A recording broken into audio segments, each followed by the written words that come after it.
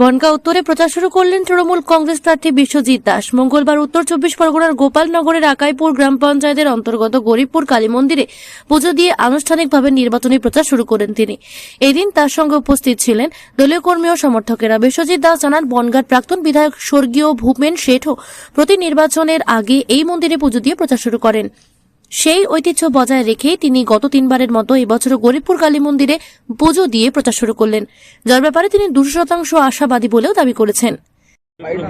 আমাদের ট্র্যাডিশন, যখন আমাদের প্রয়াত নেতা ভূপেন শেঠও নির্বাচন শুরু করতেন, আমরা এই গরিবপুর কালীবাড়িতে পুজো দিয়ে আমরা নির্বাচনের কাজ শুরু করতাম।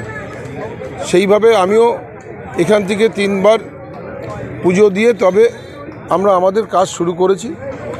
সেইভাবেই এবছরও আমরা এসেছি, সমস্ত কর্মী সমর্থকরা এসছেন যে মায়ের এখানে পুজো দিয়ে মায়ের আশীর্বাদ নিয়ে তবে আমরা কাল থেকে রাস্তায় নামব। সব খবর সবার আগে পেতে নজর রাখুন বাংলার গণতন্ত্র, সত্যের পথে বাংলার সাথে।